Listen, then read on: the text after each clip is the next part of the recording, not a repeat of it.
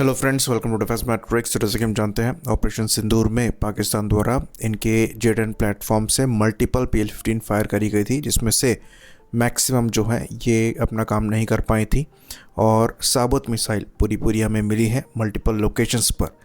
तो ये क्यों अटैक नहीं कर पाई थी, इसके पीछे की सच्चाई हाल ही में रिलीज़ हुए एक पॉडकास्ट में बताई गई है। तो इस पॉडकास्ट में इंडियन एयरफोर्स के रिटायर्ड सार्जेंट भले सिंह द्वारा बताया गया कि उस रात क्या हुआ था।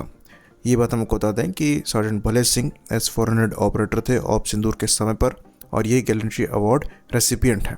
तो इनका ये कहना था कि PL-15 घोस्ट टारगेट्स को ढूंढते हुए इधर उधर चली गई थी और अल्टीमेटली टारगेट को ना आइडेंटिफाई करने की वजह से फटी नहीं और पूरी साबुत मिसाइलें जो हैं ये हमें मिल गई, जहाँ पर जो डैमेज है वो खाली फॉल की वजह से थी, अदरवाइज मिसाइल ऑलमोस्ट इंटैक्ट थी।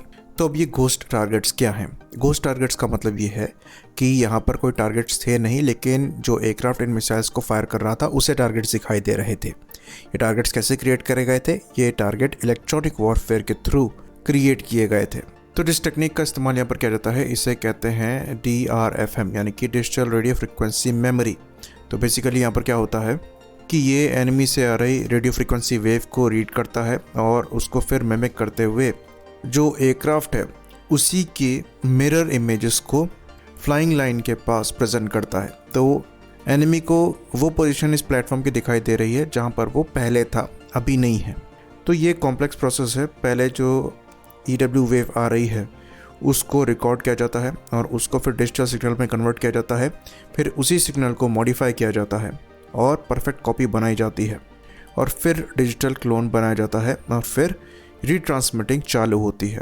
तो अगर ये फाइटर प्लेटफॉर्म ने की है तो लाइकली रफाल द्वारा किया गया है, जो कि इनबिल्ट जैमर को यूज़ करता है, जो कि इसके स्पेक्ट्रा EW स्वीट का पार्ट है, और ये AESA जैमर के अगेंस्ट में कारगर साबित होता है।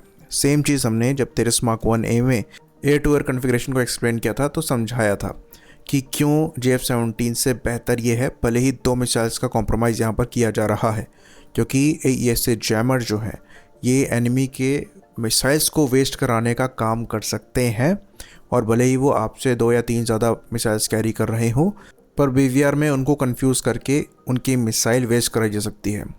और यही रीज़न है कि भले ही 2 मिसाइल से यहाँ पर कॉम्प्रोमाइज़ हो जाए, पर जैमर 13 मार्क 1 के साथ एज अ स्टैंडर्ड लग कर आ रहे हैं। तो ये बात हम आपको बता दें कि खाली रफाल और 13 में ही जैमर्स नहीं है, इंडियन एयरफोर्स के दूसरे प्लेटफॉर्म्स भी इनको कैरी करते हैं। लेकिन अगर आप AESA जैमर की बात करेंगे तो इन्हीं दोनों प्लेटफॉर्म्स में आपको मिलेगा।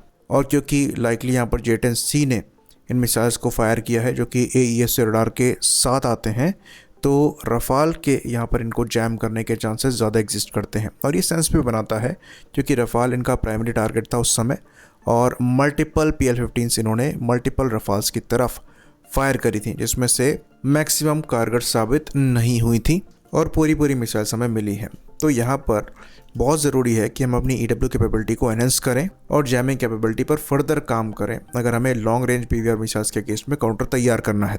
तो अच्छे खासे चांसेस है कि यहाँ पर जो पाकिस्तान को मल्टीपल एयरक्राफ्ट दिखाई दे रहे थे वो मल्टीपल ना हो, जिनको लेकर वो अब तक की सबसे बड़ी डॉग फाइट की बात करते हैं। लाइकली यहाँ पर लिमिटेड ही प्लेटफॉर्म हो, पर रडार पे इनको मल्टीपल दिख रहे हों, क्योंकि DRFM जो है ये सिग्नल को बहुत तेज़ी से प्रोसेस करता है और मल्टीपल वेरिएशंस के सिग्नल्स को बहुत जल्दी ट्रांसमिट भी कर पाता है। तो यहाँ पर एक एयरक्राफ्ट के बजाय आपको स्वार्म ऑफ घोस्ट टारगेट्स दिखाई देंगे, और यहीं पर पाकिस्तान फंस गया। इसलिए कहा जाता है कि जो मॉडर्न फाइटर प्लेटफॉर्म्स हैं उसमें EW कैपेबिलिटी एम्बेडेड होनी चाहिए। अनफॉर्चुनेटली 13 का साइज़ छोटा है तो हमें एक्सटर्नली पॉड कैरी करना पड़ता है, लेकिन AMCA में आपको इंटरनल जैमर्स मिलेंगे, और 13 मार्क 2 के केस में भी जो इन जैमर्स का इंटीग्रेशन है वो एज अ सेंसर फ्यूजन आपको शुरुआत से ही दिखेगा, जो कि एक बहुत अच्छी न्यूज़ है।